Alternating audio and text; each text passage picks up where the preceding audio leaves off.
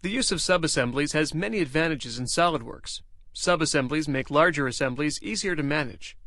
They make it easier for multiple users to collaborate on a single large assembly design. They can also affect the way you document your large assembly design at the 2D drawing level. For these and many other reasons, it's important for you to be comfortable creating subassemblies in a variety of ways. This is the focus of the next few lessons. The easiest method of creating a subassembly is to simply introduce an existing assembly into another assembly.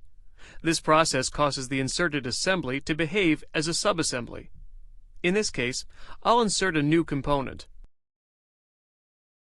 Instead of selecting a part file, I'll browse for an assembly file and select the crank assembly.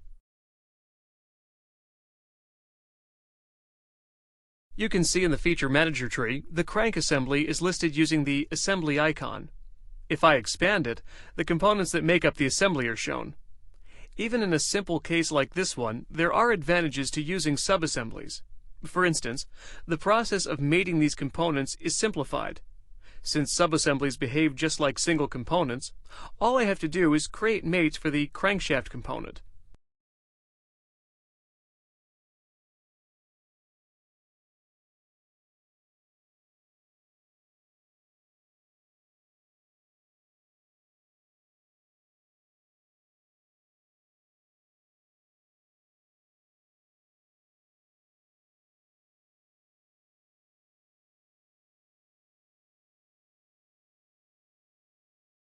Once it's positioned, the entire subassembly is positioned correctly.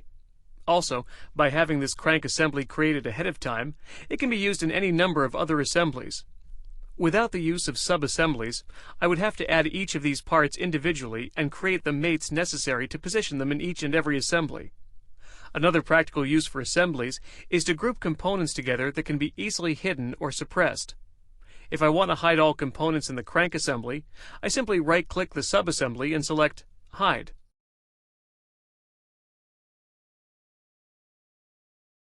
To bring them back, all I have to do is select Show.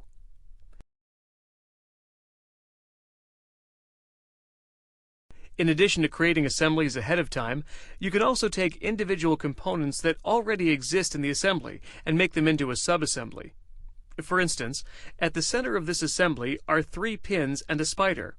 I'll select these components from the Feature Manager tree, holding down the Control key on the keyboard. This allows me to select all 4 components at the same time. Next, I'll right-click one of the highlighted components and select Form New Subassembly here. Since a new assembly file is being created, SOLIDWORKS will prompt me to specify a name. I'll call it Moving Parts.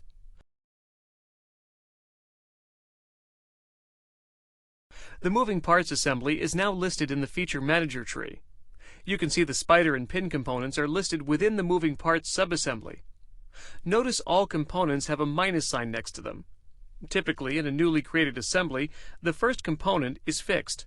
When assemblies are formed in the context of other assemblies, like we did here, there are no fixed components by default. To make one of the components fixed, you must first open the subassembly in its own window, then right-click one of the components and select Fix. Now, this is not required, of course, but it's a good idea to have at least one component in your assembly fixed so the entire assembly isn't free to move arbitrarily in space. I'll save and close the assembly to return to the top-level assembly. Since the male and female yolks are also moving parts, we should probably add them to the Moving Parts subassembly. Now, this is very easy to do. I'll simply click and drag the yoke male component and drop it onto the Moving Parts subassembly. You'll notice an icon appear with 2 arrows pointing in opposite directions. This is the Promote/Demote indicator. It tells me that the component I'm dragging will be demoted to a subassembly. I can also drag a subassembly component out of the subassembly and promote it to the top-level assembly. Next, I'll repeat the process with the yoke female. This time, when I demote the part into the Moving Parts subassembly, a warning message appears. And this message warns that an exploded step defined for the yoke female will be deleted as a result of this move. Promoting and demoting components affects the structure of the assembly. The structure can affect things like mates, assembly features, patterns, and as you see here, explode steps. Be aware that by accepting moves like this one, you're agreeing to move or possibly delete the affected features. For details on this behavior, see the SOLIDWORKS online help and search for Effects of Assembly Structure Editing. In this case, I'll click the Move button to accept the move, and the yoke female is now part of the moving parts subassembly. Unfortunately, by doing this, the entire assembly no longer moves. Remember that a subassembly behaves like an individual part. It's rigid. To change this, all you have to do is make the subassembly flexible.